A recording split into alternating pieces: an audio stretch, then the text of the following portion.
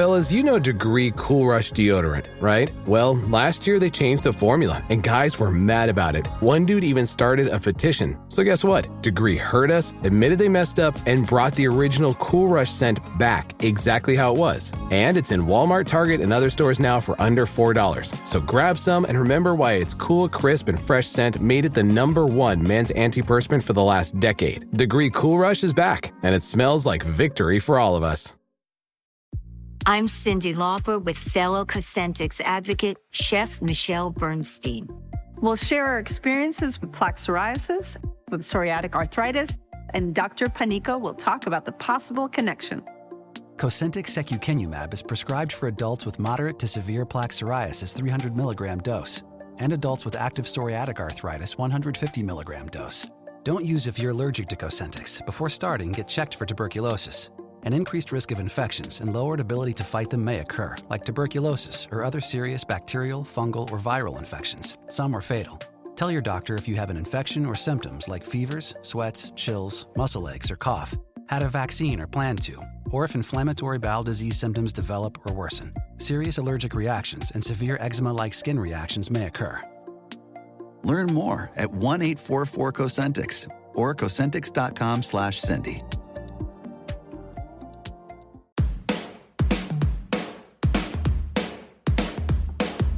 Hello and welcome to The Shift, the podcast that aims to tell the no-holds-barred truth about being a woman post-40.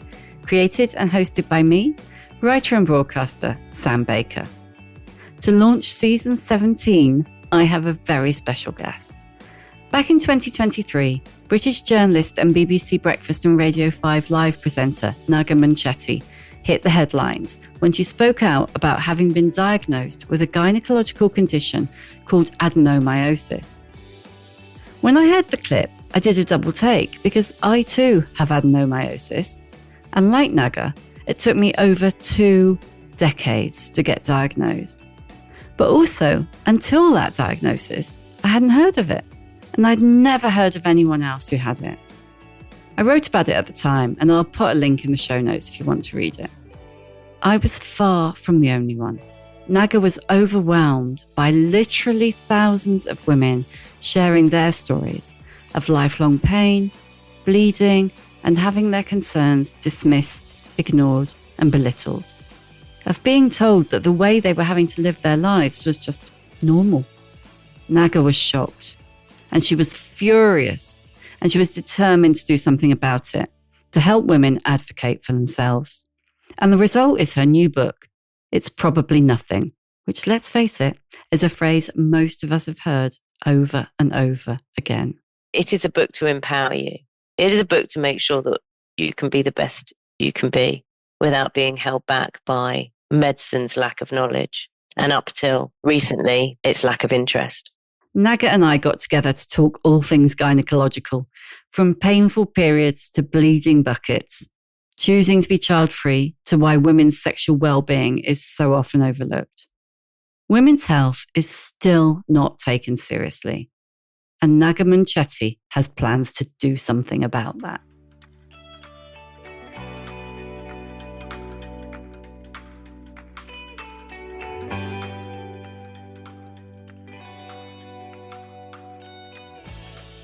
Let's get going. Before we go any further, I just want to say, just really, really, really thank you for writing it.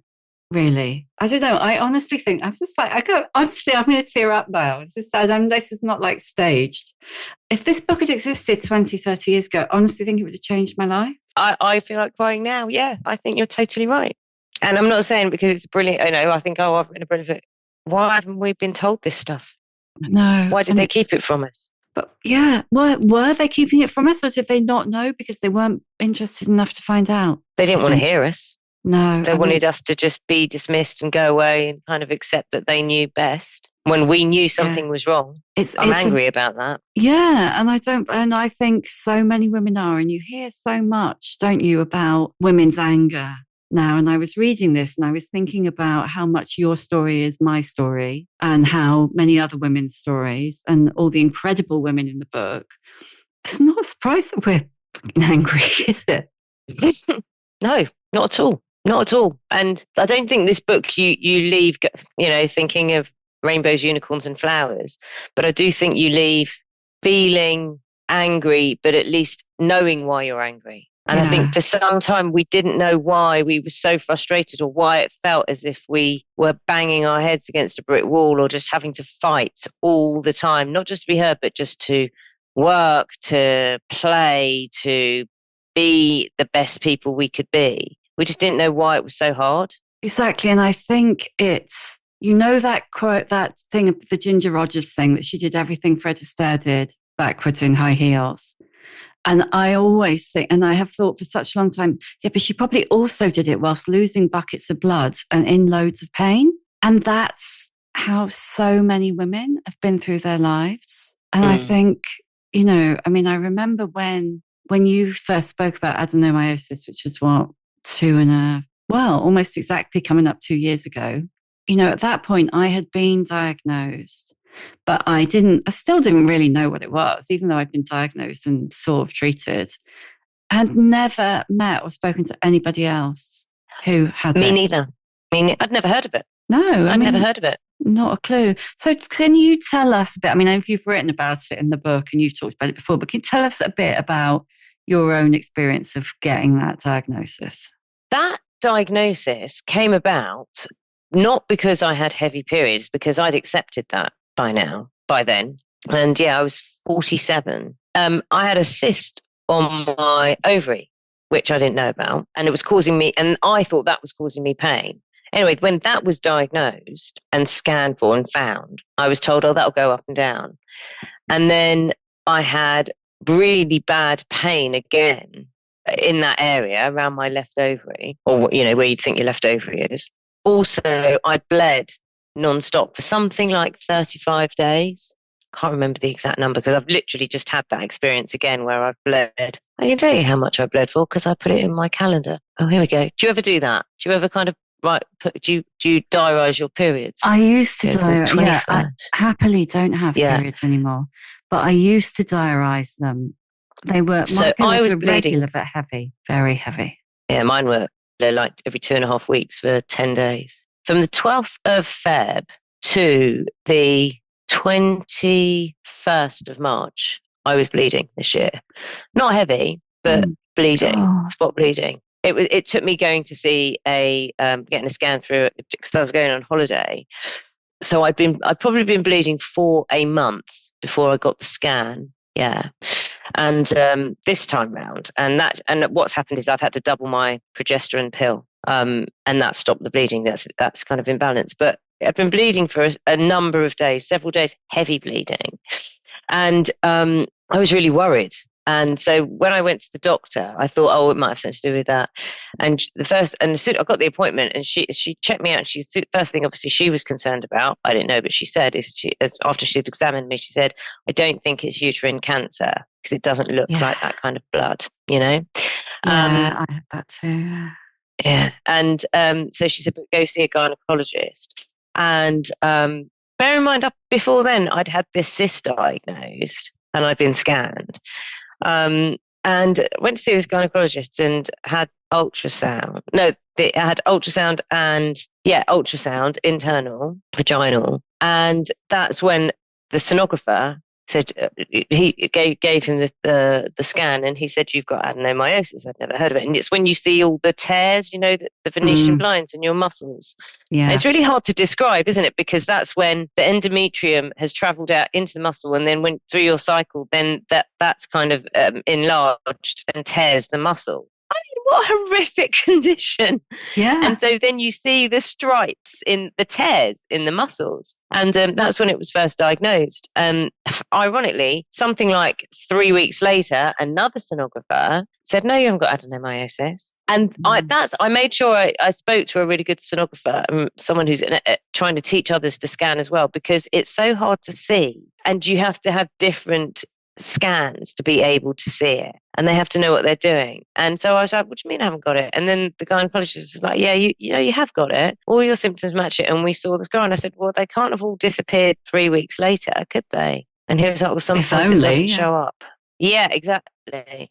Sometimes it doesn't show up, or it's not showing up that day. And I think he was trying to protect the sonographer, to be honest. But that's how it came about. I'd never heard of it. And in some ways I was kind of, and obviously my first question is, right, well, what are we going to do about it? Well, there's very little you can do. You can have, we can give you tranexamic acid to stop the bleed. And I was like, I don't want to take tranexamic acid because I want to know why I'm bleeding for a start and stop it. Okay, ablation. I said, well, didn't you tell me that the lining of my uterus is smooth? There's no, it's not like there's endo there, even though they suspect endo as well, but they have never been able to find it. And I said, well, why would you do that if you've just told me that the lining of my uterus is smooth? Oh, well, sometimes it helps. I'm like, okay, no. Hysterectomy, what? Yeah. I wasn't perimenopausal then. I was like, well, I'm not perimenopausal, and I certainly don't want to jump from not being perimenopausal, perimenopausal to postmenopausal. Yeah. Oh, well, you can keep your ovaries. But if I keep my ovaries, then the hormones are still going to be activated each month. So the endometrium, which is spread in other parts of my body, are going to be activated. It's still going to hurt me. Yeah. Do you see what I do? Excision. Yeah. The excision, is that an answer? No, I don't know. I don't want 8 weeks off work, and I don't want more surgery. I've been sterilized. I don't want any more holes in me. And then it was like, oh, well, I mean, we will try hormone management. And I ended up taking the pill, which I hadn't taken before because I have this bizarre lifestyle where I work 2 different jobs, which with lots of different hours. I have managed to make it work and have a weekend. There seemed to be no decent time for me to take the contraceptive pill. I now have an alarm. In fact, I've forgotten to take mine today, but I'll take it. Fine, more hormones, pump them into me. I'd already been sterilized, so I didn't have to be on hormones. So I didn't want to get pregnant. Now I take hormones. I take the contraceptive pill, 2 lots of 2 tablets, contraceptive pill, and I'm already sterile. I can't get pregnant. But that is to dull the sensations. You know that you are dulling this. You're not getting rid of anything. You're just trying to, and we'll still have pain. Yeah. It's crazy, isn't it? Can I just ask, when were you sterilized? I think it was 2019. Oh, I'll find it. Pre-COVID. Yeah, it was. What was the year of lockdown? 2020. 2020. It was 2019, end of 2019. And what made you decide to do that? I'm just being really nosy now. That's fine. I didn't want to take the pill because of timings, and I just didn't want to. I just didn't want to be tied to the pill. They'd told me I couldn't be on the depot anymore, which was the best thing I'd ever been on because I didn't bleed at all when I was on that for 8 years. And they said, no, you're a woman of a certain age now. They told me that when I was about 43. You're a woman at 43, 44. Yeah, you're a woman of a certain age, you're going to be at risk of osteoporosis. I weight train, I run, I eat really well. I was never given a bone density test. Do you know what I mean? And I was just like, you are ticking the boxes here. And I couldn't fight it because I was just like, no, it was computer says no. When actually it isn't computer says no in medicine. It shouldn't be. So they wouldn't let me have the depot anymore. And I tried the coil and had horrific experience with the coil. Not only the insertion was horrific, but it just did not get on with me. Hormonally, physically, it did not get on with me at all. So I had that removed just under a year after having that. And then so I was kind of like not having any contraception, which as a woman who doesn't want children, and I don't want to be pregnant. I don't want it would be a trauma for me to be pregnant, as it would for any woman who doesn't want to be pregnant. So I had to do something in my mind, and I certainly wasn't going to have a hysterectomy. So yeah, it seemed like sterilization was the only option and quickest option. Did you always know you didn't want children? I decided in my 30s. My partner and I came to that conclusion in our 30s. Took a long, when we got married, we both intended to have children, but our lives just we didn't think having children suited our lives, what we wanted out of life and what we wanted to do. And the more we saw our friends having children, the more, they're all lovely. But the more we kind of realized we didn't want that. That wasn't where we wanted our lives to go. And I've never regretted it. No, I mean, I don't have kids either. I wondered how much of the decision was, this is just not what I want. This is not how I want my life to be. And whether your pretty horrific experience with periods had played into it at all. It's so interesting. One of the things regret's the wrong word. The only thing I'm really curious about, and one of my colleagues is pregnant at the moment, is I just think how wonderful that we get to grow a human being. And I'd love to know what that feels like. I don't want any of the consequences of it, but I'd love to know what it feels like to grow a human being. How amazing are our bodies? And no, I didn't want a vaginal child birth experience. Certainly didn't want that. That sounded horrific. But no, I think I kind of, do you know what? I just kind of thought my body has pain, live with pain. Pain is my lot. Which sounds biblical, doesn't it? Yeah. Adam and Eve. But I genuinely, I have no love for my uterus. But I admire that maybe it could have been one that could have carried on. I do. I look at my colleague and I think, how wonderful. I've never done that. I've never in my life been pregnant. Yeah, that is an amazing thing our bodies can do, isn't it? Yeah. I didn't think, not because I just kind of assumed, well, pain is our lot, my lot. Yeah, it's really struck me when I was reading the book how much, well, it's the way that the words normal and common are used interchangeably. So, yeah, loads of women have appalling flooding, terrible pain, or, awful periods their whole life. Because loads of women have it, we're told that's normal. I don't even know what normal is. I've gone my whole life and out the other side and I don't have periods and I still couldn't tell you what a normal period. I don't know if you've ever seen on my Instagram, we went up to the University of Edinburgh and spoke to this brilliant doctor, Dr. Jackie Mabin, who's doing research. In fact, she messaged me today because she's doing more research on bleeding. And we filmed for 5 Live 4 jars of menstrual blood, showed the levels and showed what was normal. And it's the post I've had the most interaction with. Even now, I think 2 years on, people are still responding saying, that's me and I was told that was normal. And the fact that I do find it a bit bloody cheeky. Understatement. Yeah, but it's bloody cheeky that there's no research, there's no definition of what's normal. Who the hell came up with a teaspoon a day? I know, and we all believe it. We all repeat it. We all believed it, and a teaspoon a day, and we passed it on to our daughters, even though we may not have had it. I'm not normal, but it's a teaspoon a day. I talked to a couple of young girls in here who have, that young girl, I think it was Zaina, who put up her hand and said, no, that's not quite right, teaspoon a day, because she'd started before 10 years old. And the teacher looked at her as if to say, no, don't scare the others. No. Why? Why are we not being told the truth that there are women who have a few spots and have no pain and literally will go skipping wearing body form in a field or, and riding a horse using Tampax. It wasn't ever me, I can tell you that much. But why are we not sharing it? And the ones who do experience that then you feel abnormal, although you're told you're normal. You feel you're making a fuss. You then tell yourself that you're weak, and you then say even less because you don't want to appear weak. You then tell yourself internally you're weak, so you gaslight yourself. You aren't coping in the same way that all the other women in the world are coping, and that you need to buck up your ideas. So you work twice as hard, and you probably damage yourself even more because you don't rest. Well, it's that, I think as well, it's probably, I hope it's a bit better now. But like generationally, I don't know whether you found this, but it was a bit like when you go to work and you're lucky to have got this great job in the media. And you have to be twice as good as the men to get half the reward, if not more. I don't know. I spent like 30 years shoving a tampon up my sleeve and yet not even being able to get to work because I was bleeding so heavily. Yeah, I used to carry a spare pair of knickers, spare pair of tights, often wear 2 pairs of tights. I've never worn white trousers on set. No. Even now that I won't, I hope I won't bleed again. But now I'm still really cautious about wearing white on the bottom. I have left the set, thrown up because I was bleeding in so much pain, thrown up, felt sick, and then came back on set. I didn't say anything because I just said, can we get makeup down here to the floor manager?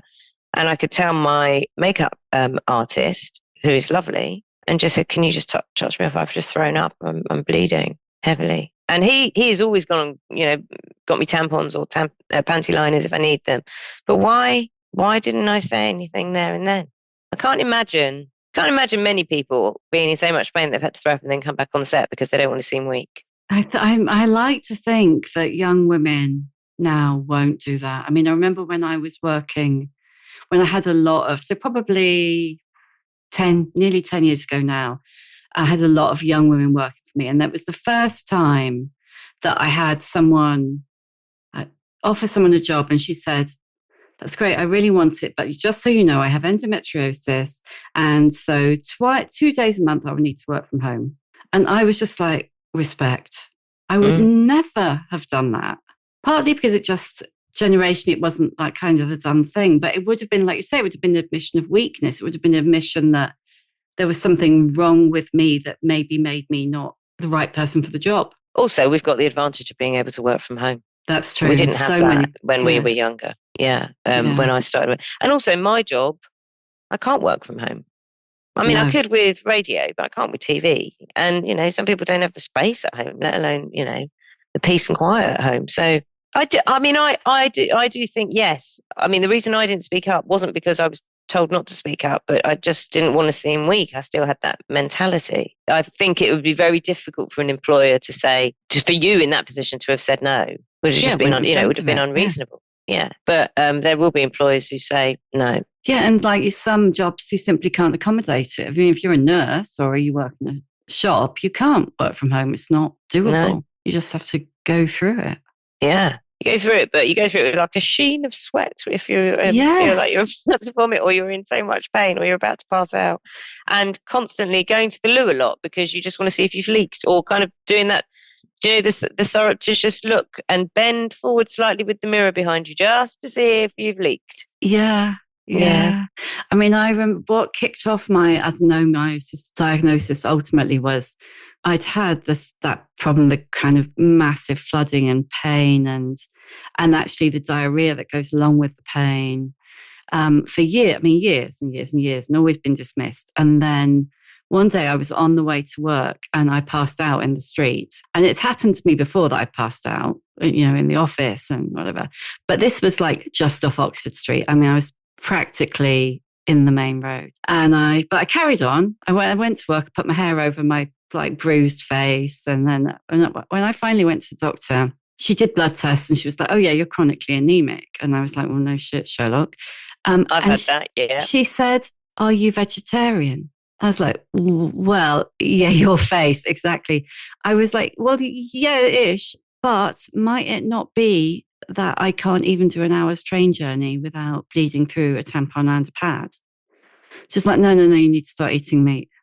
And I was a journalist. I was like you. I had a decent salary. I knew how to investigate stories. I was well informed. And I was still taking this shit. So what hope is there for everyone else? I had that at 19. And I was vegetarian at that point, and I was anemic. And I do tend towards anemia. So I take iron tablets and everything now because I give blood regularly. But I remember the same conversation. I did say, I bleed a lot during my periods. No, it won't be that. And what makes me angry? It would make me angrier now that the conversation is out there. You've spoken about, your experience. I speak about my experience. What would make me angry now is if someone didn't say, if a doctor didn't say, tell me about your periods. When you say, could it be my bleed? Why would you think that? Because I was just told, in a similar vein, you were, no, it's not that. It's the way you eat. That's what's made you anemic. Yeah, I mean, it was only when I finally found a gynaecologist and had to go private, which raises all kinds of questions about people who can afford to go private. Mm-hmm. And I described the bleeding and she just looked at me and she went, that is not normal. And she was telling me about another woman who had come to her and she was bleeding so heavily, like a week a month, that she had to put bin liners on the car seat just for the time it took to drive her kid to school. And the doctor had told her that was normal. In the book, we don't use her real name.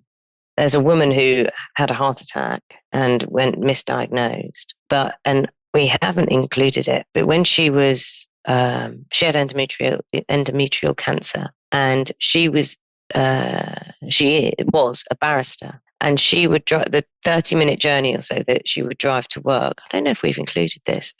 She would drive to work. She would leak on the car seat and was told it was normal. Yeah, I And think then I did read it because it made me think of this other woman. How can you who can tell someone that's normal? Yeah, like a half-hour journey. Or even an hour journey. Yeah. You don't, it's not normal. Yeah, it's like you say in the book, just because something happens to a lot of people doesn't make it normal.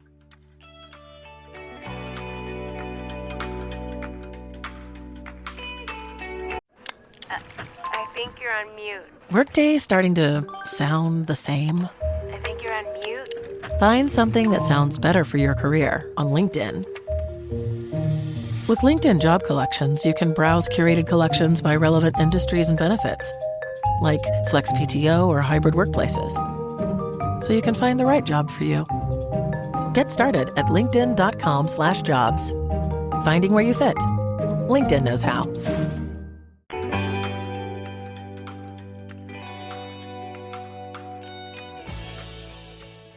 So when you told your adenomyosis story, were you surprised by the reaction?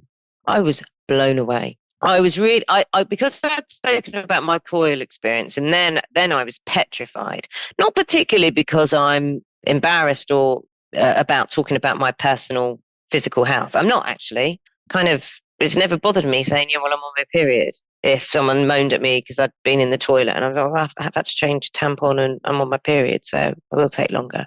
That doesn't bother me. I'm very private about my private life, but I kind of think my body is, we all have them. And so the coil fitting, I was petrified. And then I realized actually all I'm doing is talking about my body and the experience it was put through, the coil fitting. So that I'd had that response.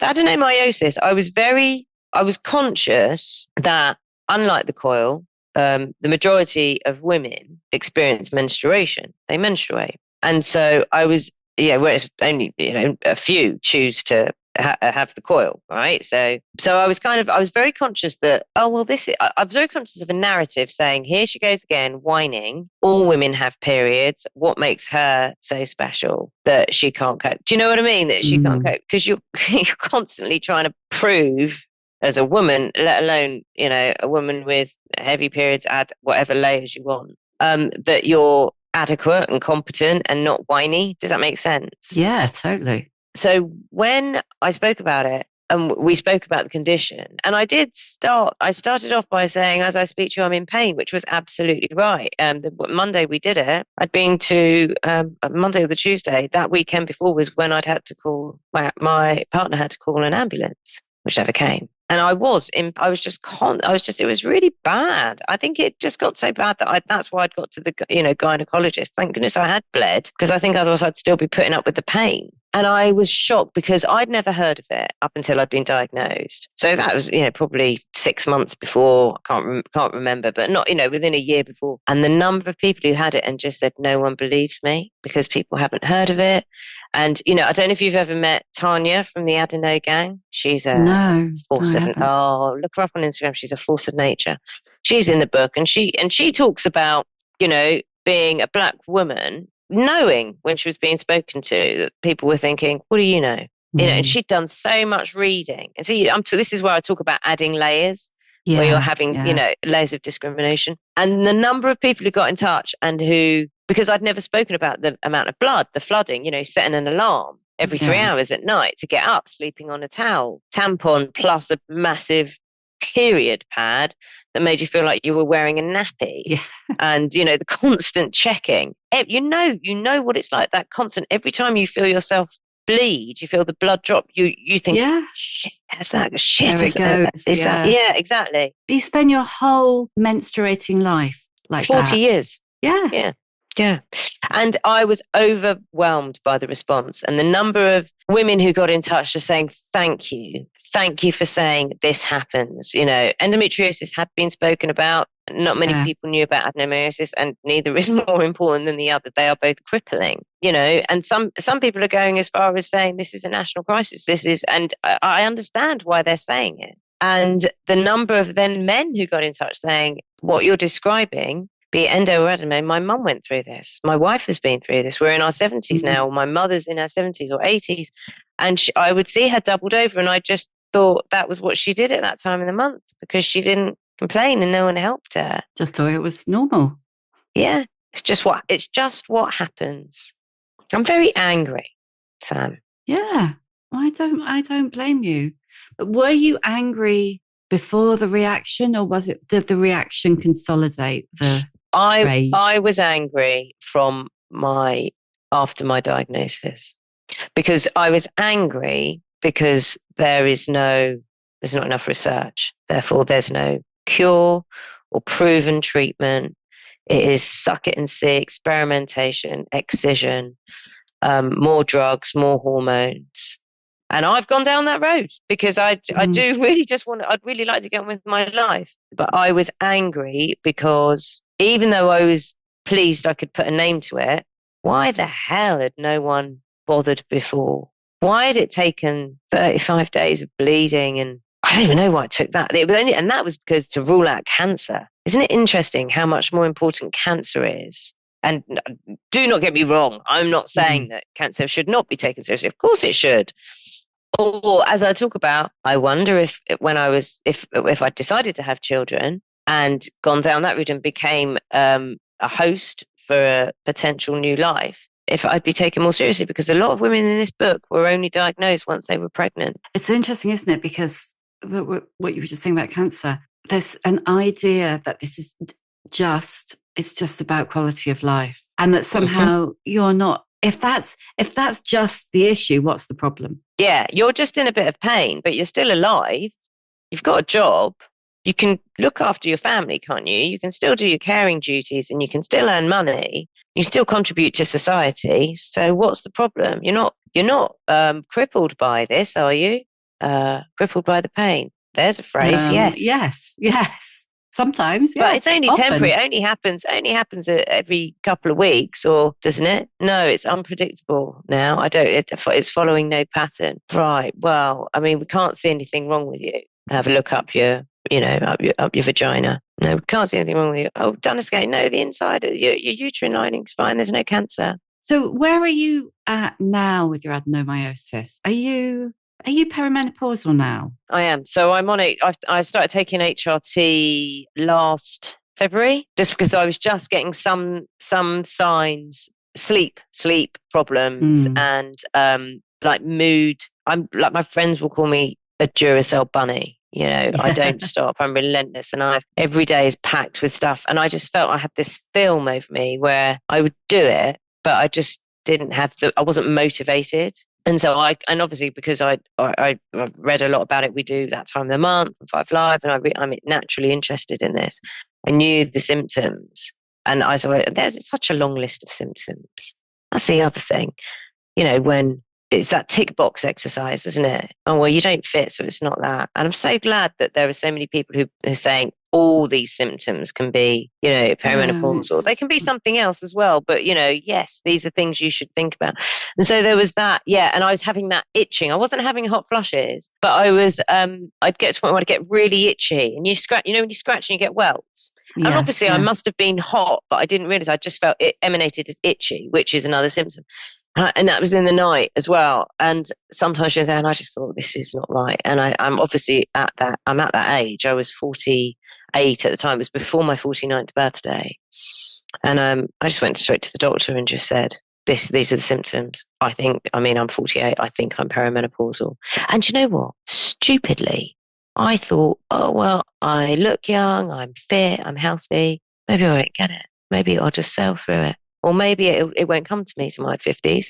It's funny, isn't it? You still try to elude menopause as if it's something you can control. Anyway, so I'm on HRT. I'm on estrogen gel. and the progesterone pill, but I'm also on the mini pill, progesterone only pill. And so that's for the adenomyosis. That's for the adenomyosis, and that I think because I don't know if you took HRT, it is a balancing act. So you start with I did the gel because that suits me. I didn't want to wear a patch. So you start with one pump, and then you think this isn't balancing, so you go up, and then that seems to work, but then it triggers the bleeding. So that's what's balanced it out. So you just turned 50 really recently, didn't you? How are you feeling? February. I'm one of those people who always is grateful to have got here because so many people don't. Genuinely. And I know that sounds kind of like a twee kind of, idealistic kind of look at life. But I'm 50. I've lived half a century. That is pretty incredible. And I went to the gym today and I ran and I lifted weights and I can lift, far heavier than I ever thought I could. I'm strong. I have a brilliant job. I have my faculties. I can go and walk miles if I want. I'm 50. How lucky am I? When you talk in the book about a kind of a fear of menopause when you were 30. Withered old prune. That used to be the narrative, didn't it? That what's your point in society then? Do you know, because we do say, I mean, you would have said this, that 50 now is like people say, it's the new 40 or whatever you want to call it. I remember my mum when she turned 30, and I remember thinking that was really old, right? Of course I did. Yeah. I was 7. Yeah, totally. And then when she turned 40 and I was 13, I thought that was really old. And I think that generation, many of them, when they did turn 40, especially 50, see you later. In terms of your place in society and making an impact in society. Time for you to really be quiet now. Or actually, your voice just isn't worth hearing. I think that is very different now, obviously. We have women 50s above who are, all over our TV screens and in our books, in our newspapers, and in the world of business and medicine, whatever you want to, and making a difference and speaking up. And when I was younger, I genuinely thought, because you look back at fairy tales, all those hags, the old crone, the old crones, they're women, and the grey hair. Grey hair is a sign that we've lost our, losing or lost our fertility.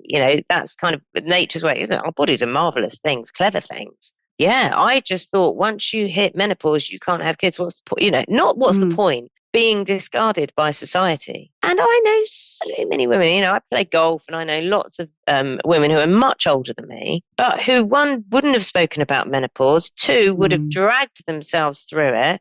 I know women who had mental breakdowns, real mental health problems. Yeah. They were, pushed onto antidepressants, even though they were at the ripe time of going through the perimenopause. I can tell you right now, would I be able to do my job 6 days a week plus write a book?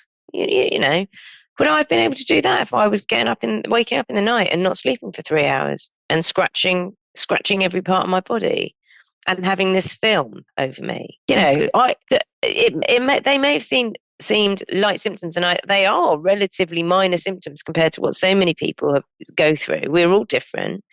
But I couldn't have done what I've done just in the last year and a half if I didn't have HRT, if I wasn't using HRT. I genuinely believe that, if my hormones weren't balanced. Yeah. And why would I ever have not been entitled to do that?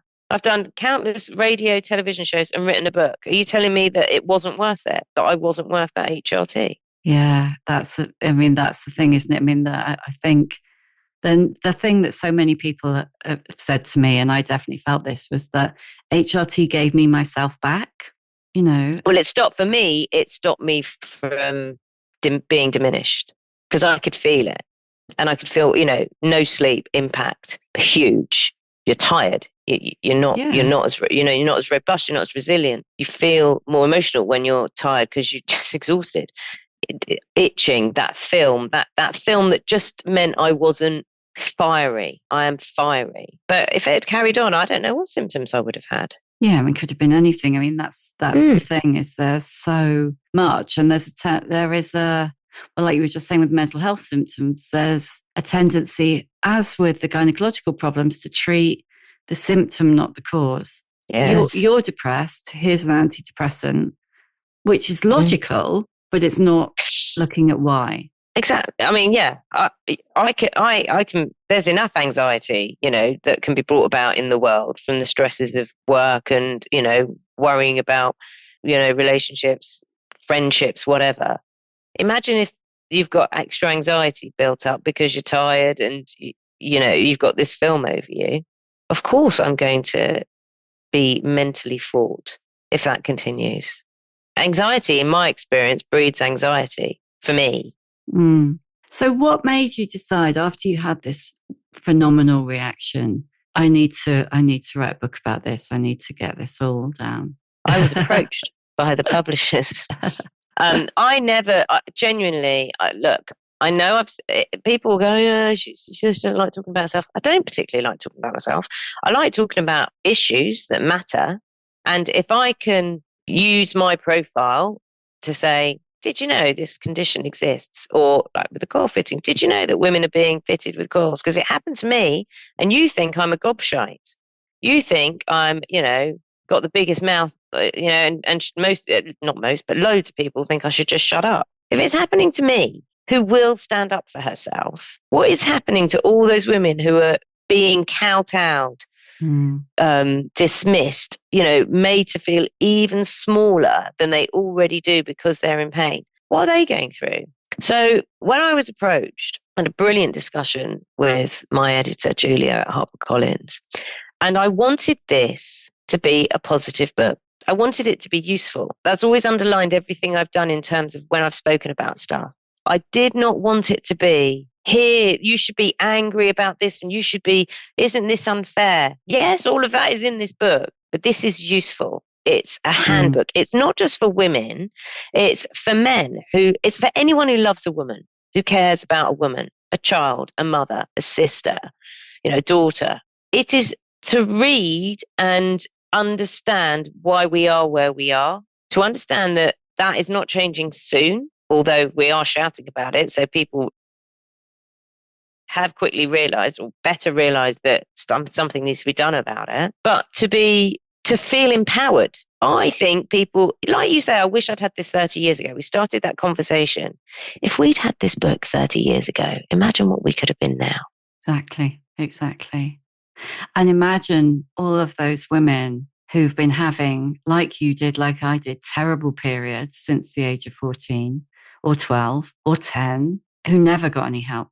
That's my point. So when I figured out what I wanted to do, and this was so much work. I mean, hundreds, spoken to dozens of people, hundreds of hours of interviews. And you know what it's like. You take it down and then you go through the transcripts and you know when you've heard something good and you make sure you get it out during an interview. You know how to interview. I know how to interview. It's our jobs. But then you've got to, I always remembered, I was always well aware. I had precious experiences, painful experiences. They look like snippets in the book because a book like this can't be a relentless read of awful experiences. It has to be a real experience alongside that doesn't have to happen again, or how if you recognize your own self, it doesn't happen again. This is information to arm you, to protect yourself and help inform your doctor, your practitioner as well, to flag. So there was a real balance with, and I made sure that every contributor was given the opportunity to correct or change or make sure that their story was being told faithfully in their view, because it's so personal. And every expert I spoke to as well. So all of these have been double checked, triple checked, quadruply checked. So I feel very confident. And there's no medical advice, obviously, because I'm not a medic. But there is advice there. It is a book to empower you. It is a book to make sure that you can be the best you can be without being held back by medicine's lack of knowledge, and up till recently, its lack of interest. Acura's all-new ADX, a compact SUV that isn't just built for one thing, it's precision-crafted for everything. To escape the grind with available all-wheel drive. To go with your flow with available Google built-in. Hey Google, turn it up. Okay, turning up the volume. and crafted to be heard with an available Bang & Olufsen premium sound system. The all-new Acura ADX, crafted to match your energy. Acura, precision crafted performance. Take your vibes and go, go, go, go. Google is a trademark of Google LLC.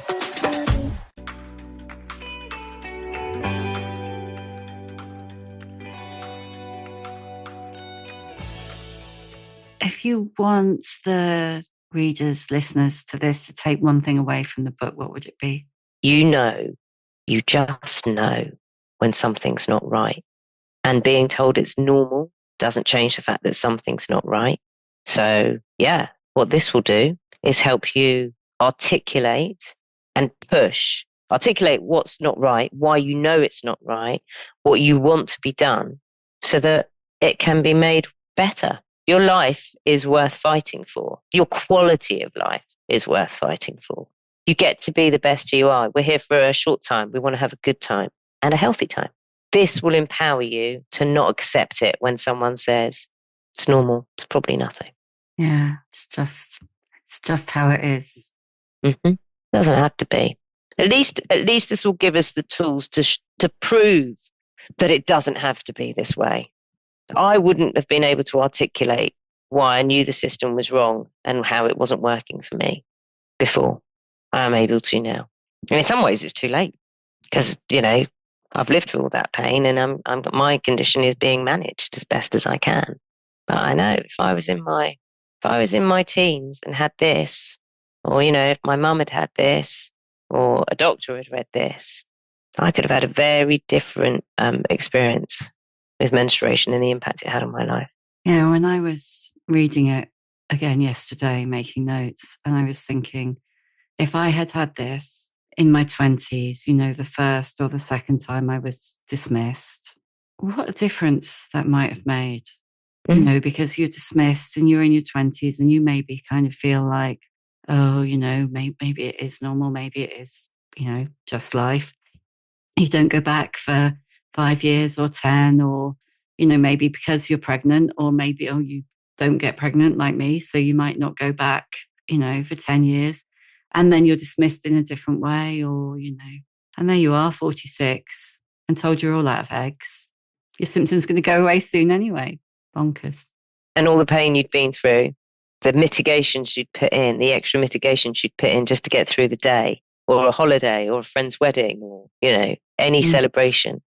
All those mitigations perhaps wouldn't have been needed if you'd been armed, and if doctors had been armed with the information and the wherewithal to ask more questions. I mean, I think that's the thing, isn't it? Because I know this is important to you and it's really important to me. It's not bashing doctors. Doctors have a lot on their plate, and they don't have the information half the time. They don't, and that's why I do have that chapter, the GP appointment. And I was really worried, actually. I thought it'd be really patronising to read. I thought this is going to sound really patronising, and people are just going to go, "Do you think I'm an idiot?" But actually, it's so useful because GPs want these appointments and the relationship with their patients, however infrequently they see them, to be a partnership. And if you don't have the right questions and the right information to give them, then they can't deduce or go some way to helping you get to an answer. They're curious people. We all like to solve puzzles, don't we? And that's technically, effectively what patients are. But we can help ourselves in that sense. We can go in armed with a calendar, a diary of, and notes of our symptoms, how they're impacting. If it is negatively impacting your life, it is not normal. That is the phrase you have to take away for everything you do. If it is negatively impacting your life, it is not normal. And proof, so that rather than going in and going, oh, I've got heavy periods. Okay. And so then you go through the whole first 5 minutes of how heavy are they? How often do you bleed? What can you describe this, that, and that? If you've already got that, I believe my periods are heavy and they're negatively impacting my life. I use X number of Super Plus tampons, plus I need period pads, plus I need to set it up. Do you know what I mean? And the pain is such that I faint. I pass out at least twice during the first 12 hours. I vomit. The diarrhea is painful and unpredictable. It is affecting my job. I know when I'm going to faint, but so I can get myself to the toilet in time, but I still faint. All those things. Once you hear a list like that, a doctor's going to go, this is horrific. Let's figure it out. I've got heavy periods isn't going to cut it. Yeah, no, I'm not saying it's our fault, but I just think now we're being told in black and white, write a list, write notes, ask questions, write everything down, make sure you understand. You don't have to make a decision straight away. You know, I could have in that gynecology appointment, and he was a very good, considerate, thoughtful, patient gynecologist. But I'm sure if I'd said, yeah, okay, I'll have a hysterectomy, first time he suggested it, I'd have been my uterus would have been whipped out the week after. Yeah, it would have been. Having the confidence to say, no, I'm going to think about this. And these are the reasons why. Yeah. And the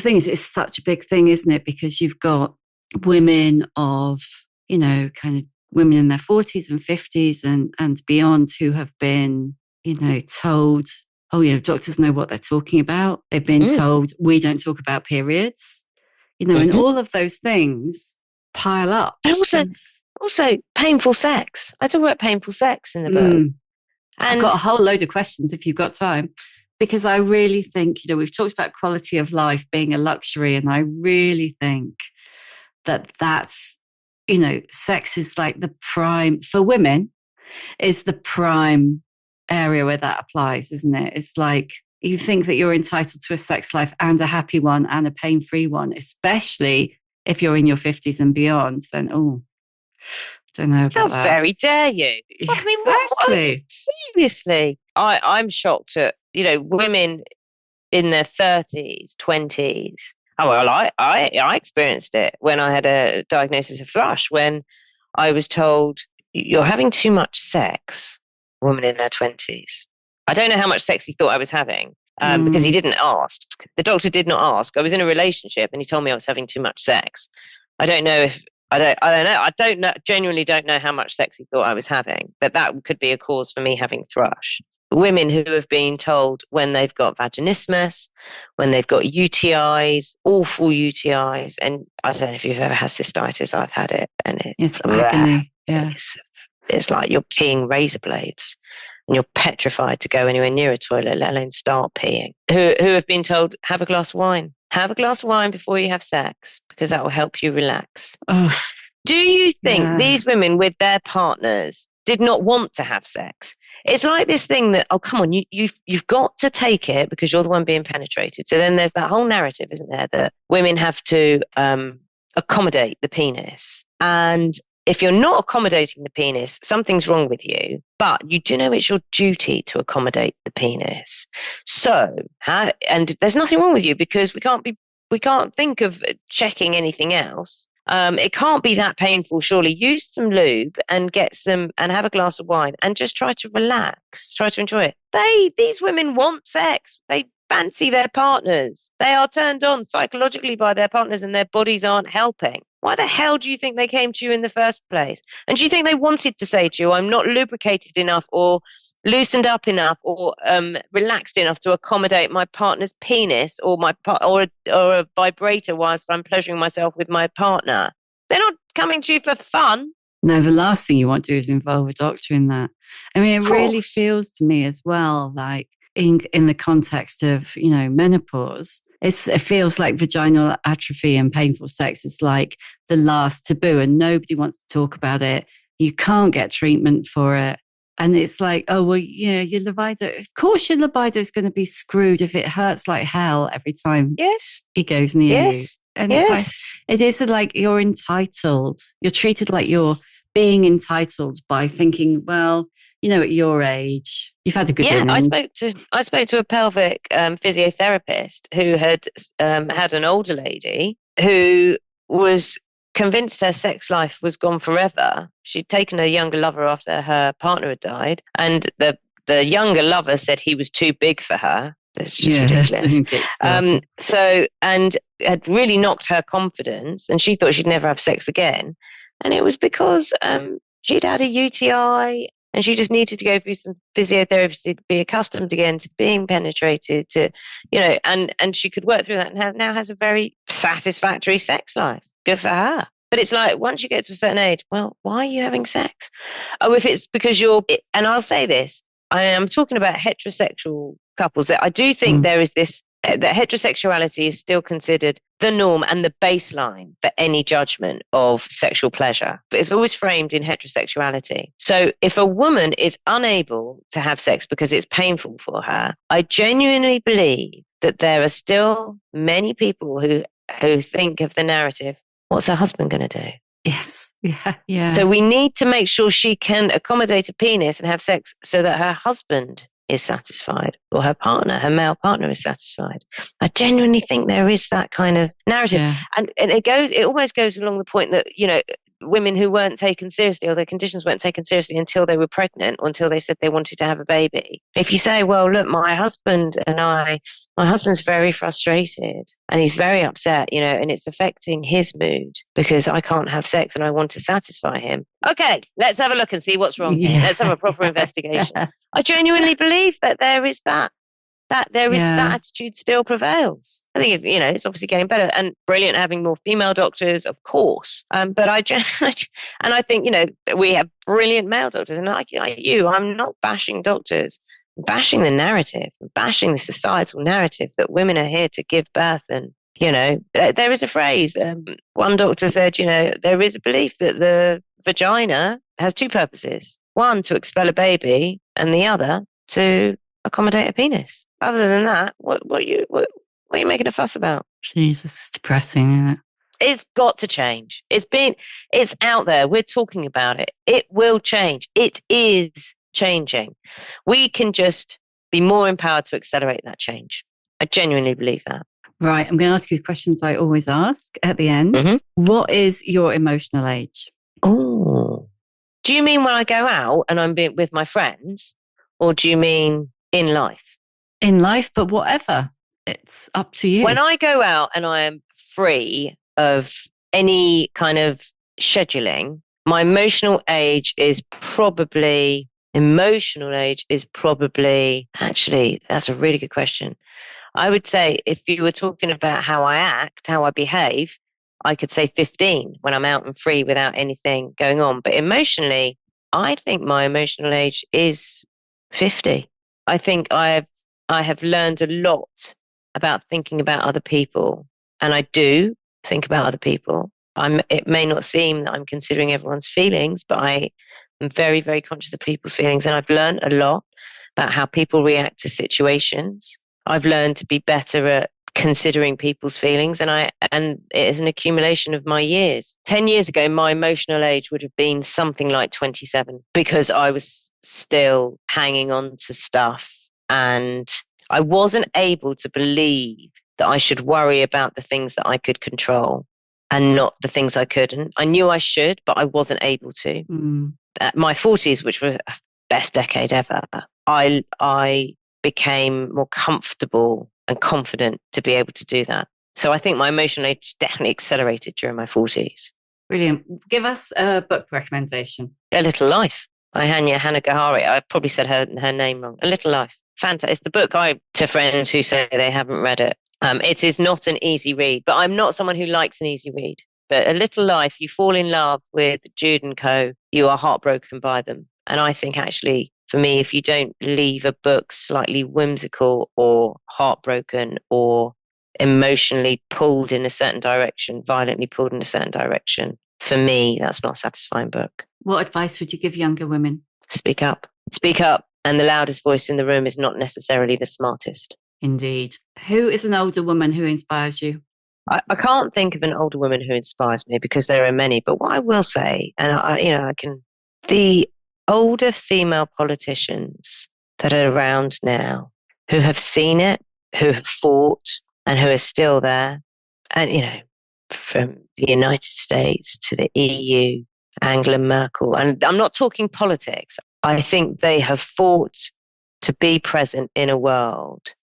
There are politicians who have not lost what makes them women, their emotional intelligence, and yet they have stood firm in a very masculine environment. And I respect that group of women.